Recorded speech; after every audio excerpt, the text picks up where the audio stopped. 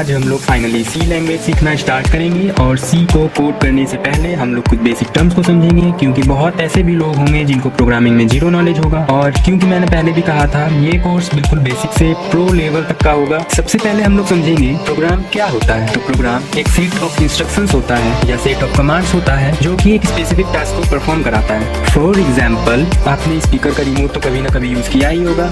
नहीं क्योंकि हम खानदानी गरीब है। तो रिमोट में आप लोगों ने ऑब्जर्व किया होगा, आप अगर वॉल्यूम बटन प्रेस करते हैं तो एक स्पेसिफिक यूनिट से वॉल्यूम बढ़ता जाता है, या आप अगर म्यूट बटन क्लिक करते हैं तो म्यूट हो जाता है। तो ये कैसे होता है? तो इसका जवाब है कि उस रिमोट के चिप में एक प्रोग्राम बिल्ड किया गया होता है। Basically set of instructions computer से बनाकर चिप में इंस्टॉल किया जाता है और उस सेट ऑफ इंस्ट्रक्शंस को प्रोग्राम कहते हैं। तो अब हम लोग देखते हैं कि प्रोग्रामिंग किसे कहते हैं। तो जो कंप्यूटर प्रोग्राम को लिखने का तरीका होता है, कंप्यूटर प्रोग्राम को लिखने का प्रोसेस होता है, उसे हम प्रोग्रामिंग कहते हैं। फॉर एग्जाम्पल, जैसे कि मैंने अभी आपको बताया, एक रिमोट में प्रोग्राम टाइप किया गया होता है। तो उस प्रोग्राम को जो लिखने का प्रोसेस है, जो रूल है, जो तरीका है, उस चीज को हम लोग प्रोग्रामिंग कहते हैं। और आप लोग इस कोर्स में उसी प्रोग्रामिंग को सीखने वाले हैं। अब देखते हैं प्रोग्रामर क्या होता है। तो प्रोग्रामर तो आप सभी जान ही गए होंगे। जो पर्सन कंप्यूटर प्रोग्राम को राइट कर रहा होता है उस पर्सन को हम लोग प्रोग्रामर बोलते हैं। मैं प्रोग्रामर हूँ, आप एक अच्छे प्रोग्रामर हैं, हम सभी एक प्रोग्रामर हैं जो भी इस वीडियो को देख रहे हैं। आगे बढ़ते हैं और देखते हैं प्रोग्रामिंग लैंग्वेज क्या होता है। मैंने आपको पिछले वीडियो में भी बताया था, कंप्यूटर हमारी भाषा नहीं समझ सकता, ना ही हिंदी, ना ही इंग्लिश, ना ही उर्दू। ये सभी भाषाएं कंप्यूटर नहीं समझ सकता। कंप्यूटर को केवल एक ही भाषा समझ आती है और वो है ऑन एंड ऑफ, या फिर 1 एंड 0,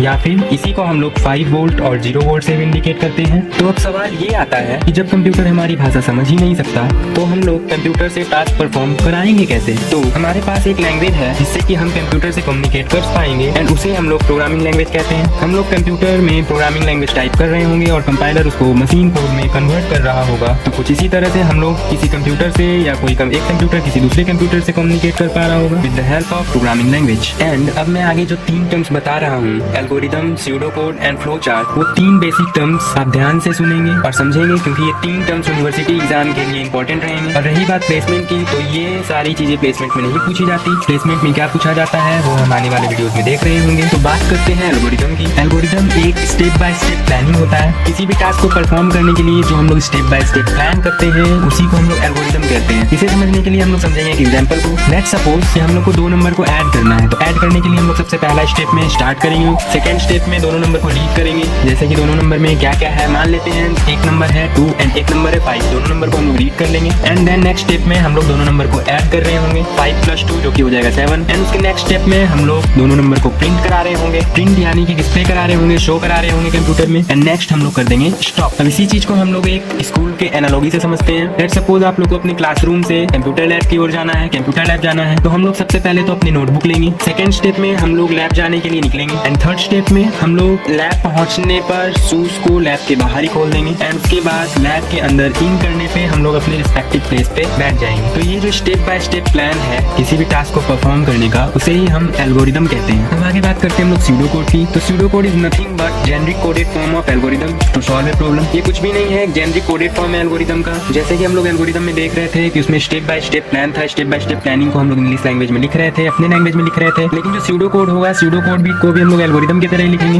बस फर्क इतना ही होगा कि इसमें हम लोग जेनरिक कोड लिखेंगे। मतलब हम लोग वेरिएबल का यूज कर सकते हैं, A B C D, कुछ ऑपरेटर्स का यूज कर सकते हैं एंड सो ऑन। तो ये सब कुछ भी नहीं है, सब नॉर्मल सी चीजें हैं। अब हम लोग आगे बढ़ते हैं। Now third and last term जो कि बहुत इंपॉर्टेंट है, वेरी वेरी इंपॉर्टेंट है फॉर यूनिवर्सिटी एग्जाम, जो कि फ्लो चार्ट। फ्लो चार्ट एक डायग्रामेटिक रिप्रेजेंटेशन होता है, एक पिक्टोरियल रिप्रेजेंटेशन होता है जो कि एक फ्लो ऑफ एग्जीक्यूशन को शो करता है कि कोई भी प्रोग्राम किस तरह से फ्लो कर रहा है, किस तरह से उसका एग्जीक्यूशन हो रहा है, किस स्टेप से वो चल रहा है, उसको शो करने के लिए एक डायग्रामेटिक रिप्रेजेंटेशन होता है। तो फ्लो चार्ट की मदद से हम लोग किसी भी प्रोग्राम को अच्छे से ऑब्जर्व कर सकते हैं कि उस प्रोग्राम में कौन सा स्टेप प्रोसेस वाला है, कौन सा स्टेप इनपुट वाला है, कौन सा स्टेप आउटपुट वाला है, डिस्प्ले वाला है। सो हम लोग फ्लो चार्ट की मदद से आसानी से समझ सकते हैं। तो फ्लो चार्ट एक काफी इंपॉर्टेंट रिप्रेजेंटेशन होता है किसी भी प्रोग्राम के लिए। फ्लो चार्ट के अंदर डिफरेंट डिफरेंट शेप्स यूज किए जाते हैं फ्लो चार्ट को ड्रॉ करने के लिए। तो कुछ सिंबल्स होते हैं जिनकी मदद से फ्लो चार्ट को बनाया जाता है। ओवल शेप को यूज किया जाता है स्टार्ट या एंड दिखाने के लिए। पैरेललोग्राम शेप यूज किया जाता है इनपुट या आउटपुट के लिए। रेक्टेंगल बॉक्स यूज किया किया जाता है प्रोसेसिंग के लिए या फिर डिक्लेरेशन के लिए, और ये सब हम लोग आगे समझेंगे कि डिक्लेरेशन क्या होता है, प्रोसेसिंग क्या होता है। प्रोसेसिंग तो खैर आप लोग जानते होंगे, डिक्लेरेशन क्या होता है ये सब हम लोग आगे समझेंगे। डायमंड बॉक्स यूज किया जाता है डिसीजन बॉक्स के डिसीजन के लिए। अगर कोई वहाँ पे डिसीजन वाला कोई टर्म आ रहा है तो हम लोग डायमंड बॉक्स को यूज करेंगे। सर्कल यूज किया जाता है कनेक्टर्स के लिए। अगर आपके कॉपी में पेज खत्म हो गया है तो हम लोग कनेक्टर यूज कर लेंगे। आप लोग लास्ट में पहुंच चुके हैं प्रोग्राम के एंड आपको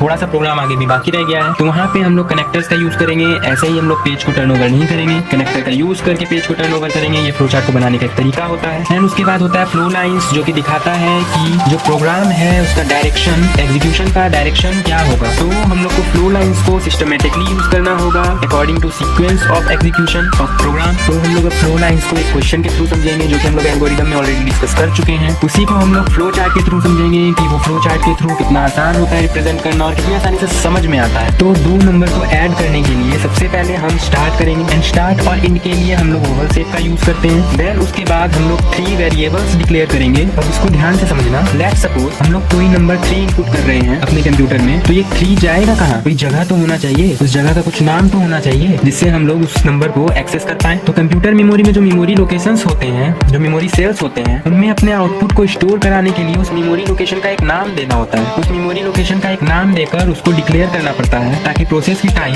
हम इनपुट किए गए नंबर को उसके मेमोरी लोकेशन के नाम से एक्सेस कर पाए। तो हम लोग 3 वेरिएबल को यहाँ पर डिक्लेयर कर रहे होंगे। 2 वेरिएबल तो 2 नंबर को इनपुट लेने के लिए एंड 3rd वेरिएबल उन दोनों नंबर को स्टोर कराने के बाद जो रिजल्ट आएगा उसको स्टोर कराने के लिए। तो डिक्लेयर कर लेंगे तीनों वेरिएबल को, उसके बाद 2 नंबर को रीड करेंगे यानी कि इनपुट करेंगे एंड देन प्रोसेसिंग वाला स्टेप होगा जो कि है sum is equal to num1 plus num2 and इसलिए इसको रेक्टेंगल शेप में बनाया है मैंने। तो आप लोग को शेप का काफी ध्यान रखना है फ्लो चार्ट बनाने के लिए। एंड देन प्रोसेसिंग के बाद हम लोग अपने आउटपुट को डिस्प्ले कराएंगे। यहाँ पे प्रिंट का मतलब है डिस्प्ले एंड क्योंकि आउटपुट सम के वेरिएबल में स्टोर है तो इसलिए लिखा गया है प्रिंट सम वेरिएबल। और जरूरी नहीं है कि आप सेम ऐसा ही लिखो, आप लोग अपने लैंग्वेज में भी लिख सकते हैं। एंड लोड तो बिल्कुल नहीं लेना है क्योंकि ये तो शुरुआत है। ये सारी बेसिक चीजें लगभग हर लेक्चर में रिपीट होती रहेंगी, आपको याद हो जाएगा। फिलहाल आपको बिल्कुल भी याद नहीं करना है। तो आज के लिए इतना ही। आपको कुछ एल्गोरिथम्स एंड फ्लो चार्ट के होमवर्क क्वेश्चंस करके आने हैं, जिसका कि लिंक मैं डिस्क्रिप्शन में दे रहा हूँ और साथ ही इसकी नोट्स भी आपको डिस्क्रिप्शन में मिल जाएंगे। और अगर कोई दिक्कत आती है तो उसका सॉल्यूशन नोट्स आपको अगले लेक्चर में मिल जाएगा। तो जाओ प्रैक्टिस करो एंड सीक्वेंस में फॉलो करो प्लीज, तभी आप प्रोग्रामिंग को मास्टर कर पाओगे। एंड जितना बेसिक से एडवांस तक मैं सीख पढ़ाऊंगा आपको शायद ही कहीं मिलेगा, क्योंकि बहुत सारी चीजों को कंपाइल कर बनाया जा रहा है ये कोर्स आपके लिए। तो मिलते हैं नेक्स्ट वीडियो में। Till then bye bye and bye bye. Superb. Mind blowing. Fantastic.